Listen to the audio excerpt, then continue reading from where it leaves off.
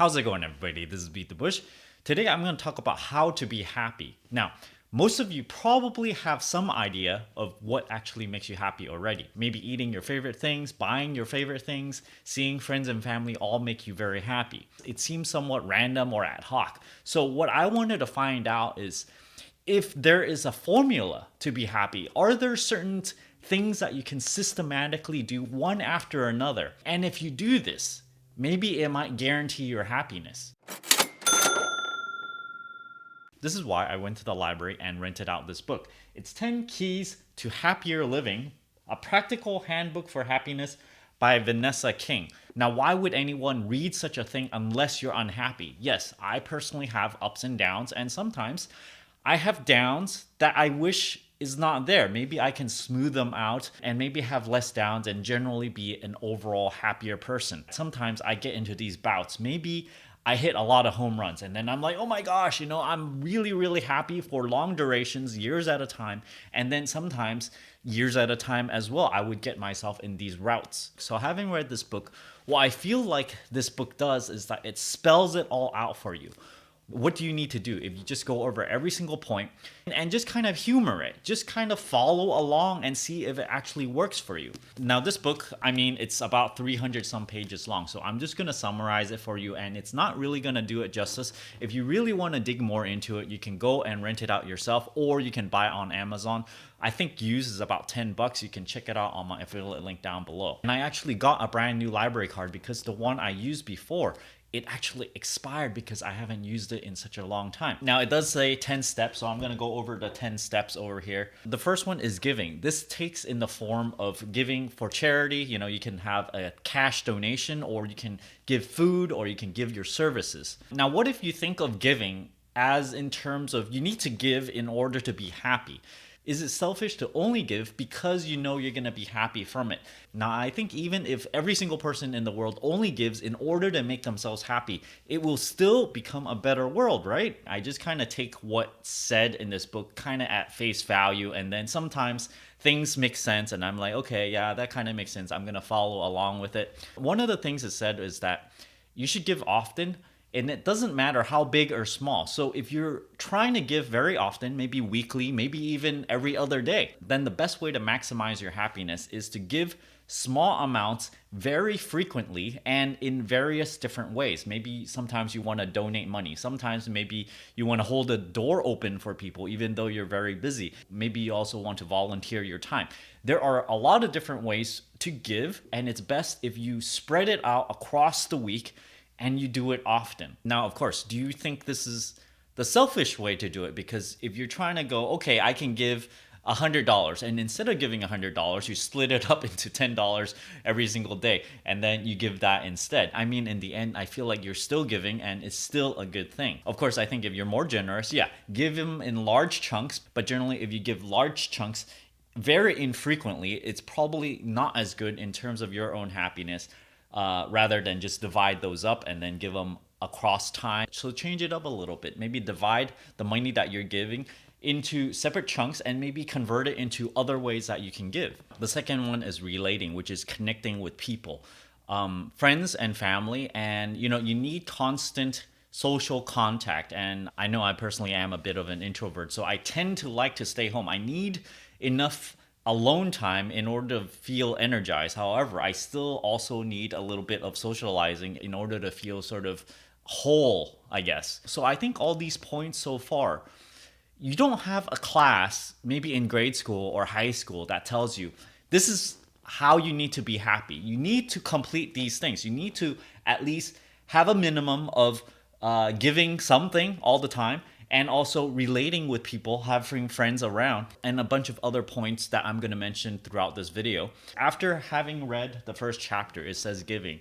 giving your time, giving something. I sought to do something to help other people. I actually had a pair of sunglasses left in my car from someone riding my Uber, and basically I was a bit too busy to take the time to deliver these sunglasses because it's very far away for me to give these back. But I thought, okay, I'm going to do something nice. I'm going to go out of my way to give these sunglasses back to the original owner. It's going to cost me money to do this. So I actually had to ride BART to go to San Francisco and deliver these sunglasses. So I'm like, okay, might as well do something else while I'm at it. But I would have to say the act of doing this, the act of spending time to call this person back actually made me happy. So even though I actually spent real time and money to go there, I feel like it was well worth my time and money to give these sunglasses back. The person was very happy about it, and I'm happy about it for doing like a little good deed. The third thing is exercising. Now, I remember in high school, I had physical education, and it's just kind of built in. They go, oh yeah, exercise. This is something that's required of you. But when you're in the working world, you are no longer required to exercise anymore. And no one tells you that, yes, you need to exercise to keep up your happiness level. This is something that is a prerequisite. If only everyone knew that you need to complete this checklist of items in order to be optimally happy, then I think the whole world might be a happier place, right? What if you're lazy about it? But what if you know that your happiness depends on it? You need to get in a little bit of exercise. Maybe, I don't know, run a mile a day or something. If you are lazy about it, walk a block a day, walk a little bit, and then you have to build up to it. Don't stress over trying to do 20 minutes of exercise. If you are not in shape or something, you just do a little bit of it at a time, and then next time around you can do a little bit more, whatever you're comfortable with, as long as you get yourself out, walk for 5 minutes even, right? It doesn't really matter. You just have to get yourself up to the physical condition where you actually will do this, and then you realize that after you do this, you are happier after doing this, and then you have more energy to do things that will make you happy as well. So it's a self-feeding positive cycle here. The fourth one is awareness. In other words, being mindful. And I talk about this on this channel before. If you've seen my milk tea video where I go, okay, I'm going to drink my milk tea, not doing anything else other than just drink the milk tea itself. I'm just going to sit there. No distraction. I'm not watching a video or anything. I'm not reading some ads. I'm just sitting there. There's no one else there, and I'm just sipping my milk tea, just concentrating on the tea itself, the flavor of it, because I enjoy it so much, and basically nothing else.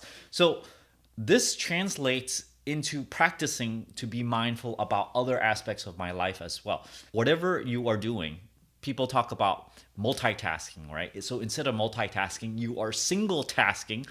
Whatever you are doing, single task like crazy. You fully concentrate on this thing, and this is all you think about. When you do this, you kind of get into this flow type of thing, and I'll get into other points I'm going to talk about. The fifth one is learning new things. Now, again, this is yet another point that is not often talked about. Sometimes when we are at a job, we finish going to school, and we are practicing what we already know.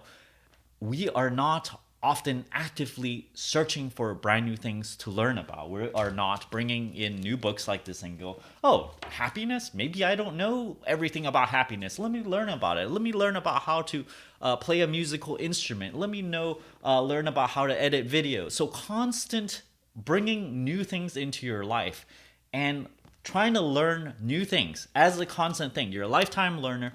Just learning new things is going to make you a happier person, because you're going to absorb a new skill, and then you're going to feel like you're worth something, and that you have something brand new to do. You have a new ability under your belt that you can exercise. So this in itself is like a source of happiness in itself. I'm getting a little bit worked up just talking about all this, because this is, kind of near and dear to me, to my heart, I guess, because everyone wants to be happy, right? The sixth one is direction.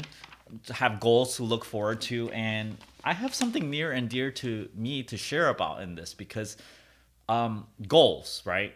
You want an overarching goal to yourself that you set for yourself, not because you go to your job and then your job tells you, oh, you gotta have these deadlines, you gotta do this. These aren't things that you identified yourself, that you kind of dreamed up yourself. So following these goals, these are not your goals. These are someone else's goals, unless for some reason, you are super gung ho about going to your job and their goals is also your goals, which was a perfectly fine thing to have. But oftentimes, your personal goals and your job goals are misaligned.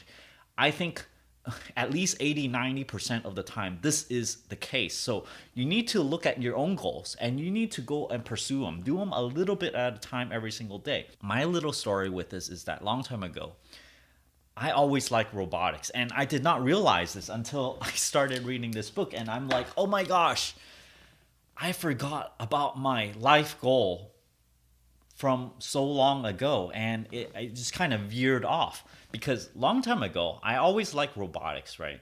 And I actually picked my master's degree because of robotics. I thought, oh, I'm going to do control systems because maybe it has a little bit of robotics, because my school did not actually have a degree where you can have a master's in robotics. So I'm picking something that that kind of goes along with it. And then I just kind of switch around majors. And then when I graduated, I did not get a job as a robotics person. I just figure, maybe I can just kind of work my way there. But little did I know, reality sets in. You just got to get a job that pays well. And year after year, it's not a job working in robotics. Job after job, I just kind of got veered off. And then I realized, okay, the dream, as you get older, your dreams kind of dwindle because you've been kind of indoctrinated into the typical 9 to 5, the rat race, and then you just go, okay, yeah, this is a job. At least it's electrical engineering, right?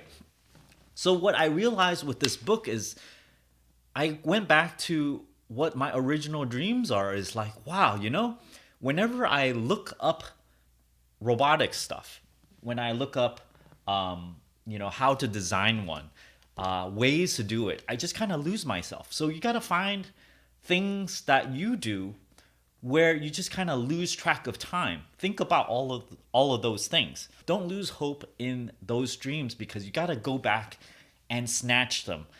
Even if your current job is not actually doing that, maybe after your job, you need to kind of get back into it. Look at what hobbies that you like, where you lose yourself, where you lose track of time. The next one is resilience, finding ways to bounce back. So, if you're in the rut, you need to do things actively in order to get yourself out of the rut. Don't just go, oh, I'm sad, I'm, depressed and stuff. Let me just, do nothing about it and just kind of sulk over it. So you need to do something actively. Maybe you can read this book. You can do all those things that makes you happy. Maybe you can go exercise, all these different things, and just pull yourself out of a rut. The 8th chapter of this book is emotions.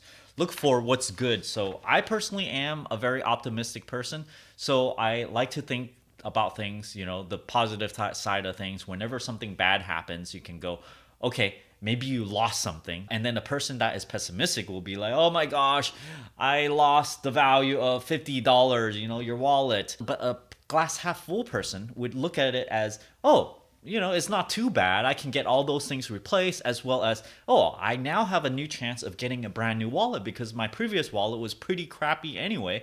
Now I have the chance of getting a brand new one. So sometimes people are built into a glass half empty type of person because, that might just be the type of person that you are. But if you look at this list in terms of your own happiness, maybe you can try to look at things in a more positive manner. Maybe it can help you, be a happier person. The 9th one is acceptance of who you are. Maybe in high school and stuff, you just kind of want to fit in. You just kind of, want to go with the herd, being sheep, just kind of fit in. But there is another thing about just being who you are, because once you are really who you are, it feels like you can just spread out yourself and you are just being yourself. You can be happier this way if you embrace who you are. For example, I know I am kind of like a quirky person.